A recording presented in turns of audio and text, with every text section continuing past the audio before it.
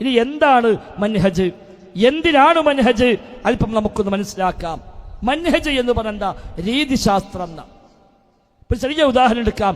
5 നേരത്തെ നിസ്കാരം. 5 നേരത്തെ നിസ്കാരത്തിന്റെ വിഷയത്തിൽ മുസ്ലിം സമുദായത്തിൽ പ്രധാനമായും 5 നിലപാടുകൾ കാണാം. ഒന്ന്, 5 വക്ത് നിസ്കാരം നിർബന്ധമാണ്. അഹ്ലുസുന്ന സ്വീകരിച്ചു പോന്ന, നമ്മളൊക്കെ അംഗീകരിച്ചു പോരുന്ന ഭൂരിപക്ഷം മുസ്ലിമുകൾ സ്വീകരിച്ചു പോരുന്ന നിലപാട് അതാണ്. 5 നേരത്തെ നിസ്കാരം നിർബന്ധമാണ്. തെളിവെന്താ? ആയത്തുണ്ട്, ഹദീസുണ്ട്. എന്നാൽ ചില ആളുകളുടെ വാദം, രണ്ടാമതൊരു വാദം കാണാം, 5 നിസ്കാരമുണ്ട്, പക്ഷെ അത് 3 സമയത്ത് നിസ്കരിച്ചാൽ മദീന. 5 നിസ്കാരം 3 വക്തിലായി നിസ്കാരം. ളുഹുറും അസ്റും ഒരേ സമയത്ത്, മഗ്രിബും ഇശാവും ഒരേ സമയത്ത്, പിന്നെ സുബഹിയും. ഇങ്ങനെ 5 നിസ്കാരം പക്ഷേ 3 സമയത്തായി നിസ്കരിക്കുക. ഇബാദിയാക്കളൊക്കെ ആ നിലപാടുകാരാണ്. അതാ രണ്ടാമത് നിലപാട്. മൂന്നാമത് നിലപാടുണ്ട്, 5 നേരത്തെ നിസ്കാരമുണ്ട്, പക്ഷേ അത് സാധാരണക്കാർക്ക് മാത്രമേ ഉള്ളൂ. സാധാരണക്കാരന് മാത്രം. സാധാരണക്കാരൻ കുറെ കാലം നിസ്കരിച്ച് പോന് പ്രമോഷൻ കിട്ടിക്കഴിഞ്ഞാൽ പിന്നെ നിസ്കരിക്കണ്ട. അതാണ് CM ഒക്കെ നിസ്കരിക്കാതെ വലിയ ആളായത്. കോയപ്പാപ്പ നിസ്കരിക്കുന്നില്ല, CM അടവ് നിസ്കരിക്കുന്നില്ല. കാരണം എന്താ? ഓലൊക്കെ പ്രമോഷൻ കിട്ടി കയറിപ്പോയി. തെളിവെന്താ? ഖുർആൻ ആയത്തുണ്ട്, വഅബ്ദു റബ്ബക ഹത്താ യഅതിയകൽ യഖീൻ. നീ ഇബാദത്ത് ചെയ്യണം അല്ലാഹുവിനെ ഏതുവരെ? ഹത്താ യഅതിയകൽ യഖീൻ, യഖീനാകുന്നത് വരെ. എന്താ യഖീന്? ഉറപ്പ്. അപ്പൊ യഖീനാകുന്നവരെ ഇബാദത്ത് എടുക്കാതെ. അപ്പോ കുറെ ഇബാദത്ത് എടുത്തു, പിന്നെ യഖീനായി, അപ്പൊ നിർത്തി. യഖീൻ അപ്പൊ പല മനുഷ്യന്മാർക്കും ഇപ്പൊ കിട്ടാത്തത്. ഇപ്പൊ പലരും യഖീന്റെ പിന്നാലെയാണ്. യഖീന് മരണം എന്ന ശരിക്കും അർത്ഥം, അതും ഓർക്ക് ബാധകമാണ്. ചില സ്ഥലത്ത് ഇപ്പൊ കാണാം യഖീൻ അല്ല മൗത്ത് അല്ല ഹലാക്കുന്ന, ഇതോടുകൂടി ഞങ്ങളുടെ കഴിഞ്ഞു, അതാ ആ യഖീൻ അർത്ഥം. ഇവിടുത്തെ യഖീനല്ല. ആവട്ടെ. അപ്പോ വഅബ്ദു റബ്ബക ഹത്താ യഅതിയകൽ യഖീൻ, യഖീനാകുന്നത് വരെ നീ നിന്റെ റബ്ബിനെ ആരാധിക്കുക. അപ്പൊ കുറച്ചു കാലം നിസ്കരിച്ചു, പിന്നെ CM അടവിന് യഖീനായി, അപ്പൊ മൂപ്പർ നിർത്തി. കോയപ്പാപ്പാക്ക് പിന്നെ ആദ്യ യഖീനാണ്, അപ്പൊ മൂപ്പർ തുടങ്ങിയിട്ടില്ല പണ്ടന്നെ. ഈ അർത്ഥം വെച്ചിട്ടാണ് പറഞ്ഞത് സാധാരണക്കാർ നിസ്കരിച്ചാൽ മതി, അല്ലാത്ത നിസ്കരിക്കണ്ട. നാലാമത് നിലപാട് കാണാം, നിസ്കാരം എന്ന് പറഞ്ഞാൽ അല്ലാഹനെ ഓർക്കലാണ്. അഖിമിസ്സലാത്ത ലിദിക്രി, നീ നിസ്കാരം നിർവഹിക്കണം, ലിദിക്രി, എന്നെ സ്മരിക്കാൻ വേണ്ടി. അപ്പൊ അല്ലാഹനെ ഓർക്കുക, അതാ നിസ്കാരം. അല്ലാതെ ഒതുണ്ടാക്കുക, കൈയ്യെട്ടി നിൽക്കുക, കുഴുസൊന്നുമില്ല. അല്ലാഹനെ ഓർമ്മണ്ടോ ഓരോ നിസ്കാരം കഴിഞ്ഞു. അതാണ് മറ്റൊന്ന്. ഇങ്ങനെ വ്യത്യസ്തമായ നിലപാടുകൾ ഈ 5 നേരത്തെ നിസ്കാരവുമായി ബന്ധപ്പെട്ട് തന്നെ സമൂഹത്തിലുണ്ട്. എല്ലാവരും തെളിവ് ആയത്താണ്, എല്ലാവർക്കും തെളിവ് ഹദീസാണ്. ഇതിന് ഏതാ ശരി എങ്ങനെ മനസ്സിലാകും? അതാ മൻഹജ്. ഈ ആയത്തൊക്കെ ഇറങ്ങിയതായിരിക്കാം അള്ളാഹുവിന്റെ റസൂലിനാണ്. റസൂലിന്റെ ആയത്ത് ആദ്യം കേട്ടതാരാ? സ്വഹാബിമാരാണ്. ആ സ്വഹാബത്തിന് ആയത്ത് കേട്ടതാരാ? താബിഈങ്ങളാണ്. എന്നാ ഓരെങ്ങനെ നിസ്കരിച്ചു നോക്കുക. ഓൾ എത്ര നിസ്കരിച്ചത്, എങ്ങനെ നിസ്കരിച്ചത്, എപ്പോഴാണ് നിസ്കരിച്ചത്? 5 നേരം നിസ്കരിച്ചോ? അതാണ് ശരി. അതല്ല, സ്വഹാബികളും താബിഈങ്ങളും 3 നേരമാണോ നിസ്കരിച്ചത്? എന്നാ അതാണ് ശരി. സ്വഹാബിമാരൊക്കെ ആദ്യമൊക്കെ നിസ്കരിച്ചു, പിന്നെ കുറച്ച് ദിവസം കഴിഞ്ഞപ്പോ നബിനെ കാണാനില്ല പള്ളിക്ക്. അപ്പൊ എന്താ നബിയെ, എനിക്ക് യഖീനായടാ, ഇനി ഉറപ്പില്ലാത്ത നിസ്കരിച്ചു ഓടിയാറ്. കുറച്ച് ദിവസം കഴിഞ്ഞപ്പോൾ സിദ്ദീഖ് വരുന്നില്ല, എന്താ എനിക്ക് യഖീനായി, അങ്ങനെ യഖീനായോ നിർത്തിപ്പോവുക, യഖീൻ ഇല്ലാത്തോ നിസ്കരിക്കുക എന്നായിരുന്നുവോ അവർ ചെയ്തത്? എന്നാ അതാണ് ശരി. അതാണ് മൻഹജ്. ആ മൻഹജ് പിടിച്ചാലോ ശരിയെ അല്ലാത്തതിന് വേർതിരിച്ചറിയാൻ കഴിയും. അപ്പൊ ഒറ്റ ചോദ്യം, ഈ ആയത്തോടെ നബി എത്ര നിസ്കരിച്ചത്? ആ നബീനെ ആയത്ത് പഠിച്ച സ്വഹാബത്ത് എത്ര നിസ്കരിച്ചത്? ആ സ്വഹാബത്ത് ദീനു പഠിച്ച താബിഈങ്ങൾ എത്രയാണ് നിസ്കരിച്ചത്? അത് 5 തന്നെ. ശരി, അതാണ് ഹക്ക്. അപ്പോഴാ പറയും, ഏയ് സ്വഹാബികളെ നോക്കണ്ട, താബിഈങ്ങളെ നോക്കണ്ട, അപ്പൊ മനസ്സിലാക്ക ഇബനെ നോക്കണ്ടെന്ന്. ഇതാണ് മൻഹജ്. ഈ മൻഹജ് ഇല്ലാഞ്ഞാൽ ഏതായത്തോടെ ആർക്ക് എന്താർത്ഥം പറയാം? അതാണ് നമ്മൾ ഇവിടെ ഓരോ ഗണത്തിൽ ആയത്തിങ്ങനെ ഓതുക. ഇതൊക്കെ ഹദീസിനെതിരാണ്. കാരണം ആയത്ത് മൂപ്പരർത്ഥം വെച്ച് ഹദീസ് മൂപ്പരർത്ഥം വെച്ച് അവ വൈരുദ്ധ്യായി. സ്വഹാബയുടെ താഴ്മകളും വെച്ച് അർത്ഥം വെച്ചാലോ ഈ ഹദീസും സ്വീകരിക്കാം, ആ ആയത്തും സ്വീകരിക്കാം, രണ്ടും ഒപ്പം സ്വീകരിക്കാം. നബിയെ പറ്റി മസ്ഹൂർ എന്ന് പറഞ്ഞാൽ അക്രമിയാണ് എന്ന ആയത്ത് സ്വഹാബികൾ ഓതി. 7 സഹാബിമാർ നബിക്ക് ജൂതന്മാർ സീർ ചെയ്തു ഹദീസ് റിപ്പോർട്ട് ചെയ്തു. ഓൾക്ക് പ്രശ്നം ഉണ്ടായില്ല. കാരണം എന്താ? ഓൾക്ക് ആയത്ത് മനസ്സിലായി, ഹദീസ് മനസ്സിലായി. ഇവർക്ക് ആയത്ത് മനസ്സിലായില്ല, ഹദീസ് മനസ്സിലായില്ല.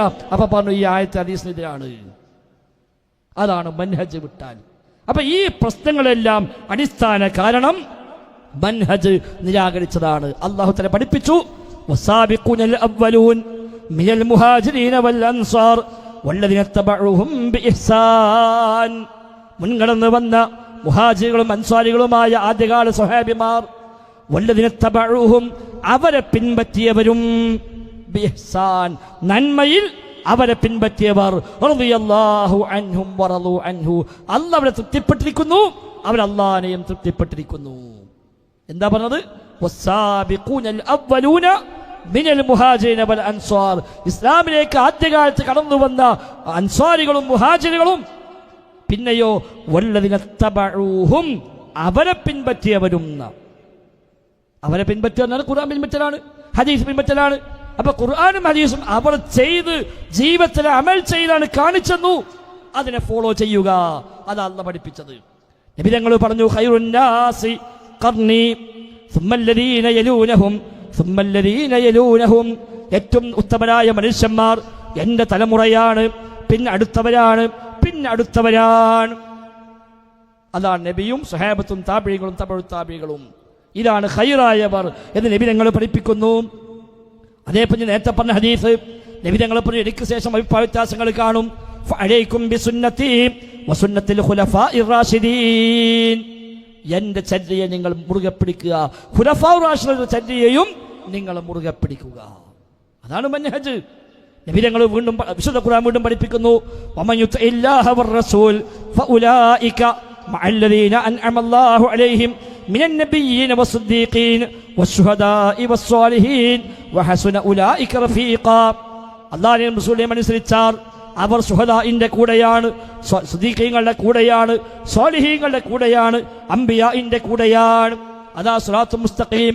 അതാ നമ്മൾ പ്രാർത്ഥിക്കുന്ന ഇഹ്ദിനസ് സിറാത്തുൽ മുസ്തഖീം, റബ്ബേ സിറാത്തുൽ മുസ്തഖീമിലേക്ക് നീ ഞങ്ങളെ വഴി കാണിക്കണേ അല്ലാഹ്. ഏതാ സിറാത്തുൽ മുസ്തഖീം? അംബിയാഇന്റെ വഴി, സിദ്ദീഖീങ്ങളുടെ വഴി, ശുഹദാഇന്റെ വഴി, സ്വാലിഹീങ്ങളുടെ വഴി. സിദ്ദീഖീൻ ഒന്നാമന്മാരാരാ? സഹാബിമാർ. സ്വാലിഹീങ്ങൾ ഒന്നാമന്മാരാരാ? സഹാബിമാർ. ശുഹദാക്കൾ ഒന്നാമത്തവരാ? സഹാബിമാർ. രണ്ടാമത്തെ താബിഈങ്ങൾ, 3 താബിഉ താബിഈകൾ. അതൊക്കെ തള്ളിക്കളഞ്ഞിട്ട് എങ്ങനെ ഖുർആൻ സ്വീകരിക്കുക, എങ്ങനെ ഹദീസ് സ്വീകരിക്കുക? ഞങ്ങൾക്കൊന്നും വേണ്ട, ഞങ്ങളുടെ പ്രമാണം ഖുർആനും ഹദീസുമാണ്. എങ്ങനെ സഹോദരന്മാരെ ഖുർആൻ ഹദീസും സ്വീകരിക്കുക? അതുകൊണ്ടാണ് ഇബ്നു റജബുൽ ഹംബലി റഹിമഹുല്ലാ അദ്ദേഹം ഒരു ഗ്രന്ഥം തന്നെ എഴുതി, ഫദ്ലു ഇൽമി സലഫ് അലാ ഇൽമിൽ ഖലഫ്. ഫദ്ലു ഇൽമി സലഫ് അലാ ഇൽമിൽ ഖലഫ്. പൂർവികന്മാരുടെ അറിവിന്റെ മഹത്വം പിൽക്കാലക്കാരുടെ അറിവിനേക്കാൾ. പിൽക്കാലത്തും ആലിമീങ്ങളുണ്ട്, പൂർവ്വകാലത്തും ആലിമീങ്ങളുണ്ട്. പക്ഷേ പിൽക്കാലക്കാരുടെ അറിവ് പോലെയല്ല ആദ്യകാലക്കാരുടെ അറിവ്. വ്യത്യാസമുണ്ട്. ഒരറിവ് അമലാക്കിയ അറിവാണ്, അവരെ അറിവ് അമലാക്കിയ അറിവാണ്. ഇബ്നു മസ്ഊദ് റളിയല്ലാഹു പറഞ്ഞു, ഞങ്ങൾ നബിന് 10 ആയത്ത് ആദ്യം പഠിക്കും, എന്നാൽ ആ 10 ആയത്ത് അമൽ ചെയ്യും, ശേഷമേ അടുത്ത 10 പഠിക്കൂ, പിന്നെ അത് അമൽ ചെയ്യും, പിന്നെ അടുത്ത 10 പഠിക്കും. അതുകൊണ്ട് ഫതഅല്ലംനൽ ഖുർആന വൽ അമല ബിഹി ജമീഅ. ഞങ്ങൾ ഖുർആനും പഠിഞ്ഞു, അതിന് കൂടെ അമൽ ചെയ്യാനും പഠിഞ്ഞു. ബർദൽ ഹാഫിദീങ്ങൾ ഓലെ കൂട്ടത്തിലില്ല. ഓലെ ഖുർആൻ അമൽ ചെയ്ത് തത്ബീഖ് ചെയ്ത് അപ്ലൈ ചെയ്തുകൊണ്ടാണ് അവർ ഖുർആൻ ഹദീസും പഠിച്ചത്. അവരുടെ ഇൽമിന് ആ മഹത്വമുണ്ട്. അതുകൊണ്ടാണ് ഇമാം മാലിക് റഹ്മത്തുള്ളാഹി പറഞ്ഞത്, ലാ യസ്ലുഹു ആഖിറു ഹാദിഹിൽ ഉമ്മ ഇല്ലാ ബിമാ സലുഹ ബിഹി അവ്വലുഹാ. ഈ ഉമ്മത്തിന്റെ ആദ്യ തലമുറ ഏതുകൊണ്ടാണോ നന്നായത് അതുകൊണ്ടല്ലാതെ അവസാന തലമുറയും നന്നാവുകയില്ല. അതുകൊണ്ട് ഖുർആനും ഹദീസും എങ്ങനെ സ്വീകരിക്കണം? മൻഹജ് പ്രകാരം സ്വീകരിക്കണം. സ്വഹാബത്ത്, താബിഈകൾ, തബഉ താബിഈകൾ, പിന്നീട് ആ വഴി പിന്തുടർന്ന് വന്നവരൊക്കെ എങ്ങനെയാണോ സ്വീകരിച്ചത് അങ്ങനെ സ്വീകരിക്കുക. അതിനാണ് മൻഹജു സലഫ്, സലഫി മൻഹജ് എന്ന് പറയുക. അതാണ് കഴിഞ്ഞ പ്രാവശ്യം നമ്മൾ കേൾപ്പിച്ചു. KP മുഹമ്മദ് റഹിമഹുല്ലാ നടത്തിയ പ്രഭാഷണം സഹോദരങ്ങൾ നമുക്ക് ഒന്നുകൂടെ കേൾക്കാം. ഒറ്റ കക്ഷിയും ഒരൊറ്റ പണ്ഡിതനും കേരളത്തിൽ നിന്ന് ഖുർആനും സുന്നത്തുമാണ് ഇസ്ലാമിന്റെ തെളിവ് എന്ന് പറയാത്തവരില്ല. ആരായാലും പറയലത് തന്നെ. പക്ഷേ ഇനി ഒരു കാര്യവും കൂടി നമ്മുടെ സമൂഹം മനസ്സിലാക്കേണ്ടതുണ്ട്. ഖുർആനിനും സുന്നത്തിനും ആധികാരികമായ വ്യാഖ്യാനം മുഹമ്മദ് നബി സല്ലല്ലാഹു അലൈഹി വസല്ലമിൽ നിന്ന് പഠിച്ച സഹാബികളും സഹാബികളിൽ നിന്ന് പഠിച്ച താബിഈങ്ങളും ആത്മാർത്ഥതയോടുകൂടി ഖുർആനും സുന്നത്തും മുന്നിൽ വെച്ചുകൊണ്ട് രേഖപ്പെടുത്തിയതായ 4 ഇമാമിങ്ങളുടെ ഗ്രന്ഥങ്ങളും ഇമാം അബൂ ഹനീഫ റളിയല്ലാഹു അൻഹു, ഇമാം ഷാഫി റളിയല്ലാഹു അൻഹു, ഇമാം മാലിക് റളിയല്ലാഹു അൻഹു, ഇമാം അഹ്മദ് ഇബ്നു ഹംബൽ റളിയല്ലാഹു അൻഹു പോലെയുള്ള മഹാന്മാരുടെ രേഖകളും അതേപോലെ മുഫസ്സിറുകളായ തിബിരി, ഇബ്നു കസീർ തുടങ്ങിയുള്ള മുഫസ്സിറുകളുടെയും മുഹദ്ദിസുകളായ ഇമാം ബുഖാരി, ഇമാം മുസ്ലിം, അബീ ദാവൂദ്, തുർമുദിയുള്ള പോലെയുള്ള മുഹദ്ദിസുകൾ രേഖപ്പെടുത്തിയതായ തെളിവുകളുടെയും അടിസ്ഥാനത്തിൽ അഥവാ സലഫു സാലിഹ്യങ്ങളുടെ വ്യാഖ്യാനത്തിന്റെ അടിസ്ഥാനത്തിൽ ഖുർആനെ സ്വീകരിക്കണം. ഇതുകൂടി അംഗീകരിച്ചു കഴിഞ്ഞാൽ കേരളത്തിലെ നമ്മുടെ പ്രവർത്തനം വിജയിച്ചു എന്നുറച്ചു നമുക്ക് പറയാം. ഇപ്പോൾ ഖുർആനും സുന്നത്തുമാണ് തെളിവ് എന്ന് പറഞ്ഞുകൊണ്ട് ആ ഖുർആനിനും സുന്നത്തിനും അവർ കൊത്തവണ്ണം ദുർവ്യാഖ്യാനം ചെയ്യുന്ന ഒരവസ്ഥയാണ് ഇവിടെയുള്ളത്. കണ്ടോ, വ്യക്തമായി KP മുഹമ്മദ് മൗലവി റഹിമഹുല്ല നടത്തിയ പ്രസംഗമാണ്. ഖുർആനും ഹദീസും എല്ലാവരും സ്വീകരിക്കുന്നു. ഇനി പഠിപ്പിക്കേണ്ടത് എന്താണ്? ഇതിന് സലഫു സ്വാലിഹീങ്ങൾ, സച്ചതരായ മുൻഗാമികൾ എങ്ങനെ വ്യാഖ്യാനിച്ചോ അങ്ങനെ വ്യാഖ്യാനിക്കണം എന്നുകൂടി പഠിപ്പിച്ചു കഴിഞ്ഞാൽ നമ്മളെ പ്രവർത്തനം വിജയിച്ചു. അത് പഠിപ്പിക്കാൻ കഴിഞ്ഞ മുജാഹിദീങ്ങൾ അപ്പോൾ അതിൻ്റെ അടി ടീം പറഞ്ഞിട്ടേ അതൊന്നും വേണ്ട. അതാണ് ഇവർക്ക് പറ്റിയ ഏറ്റവും വലിയ അബദ്ധം.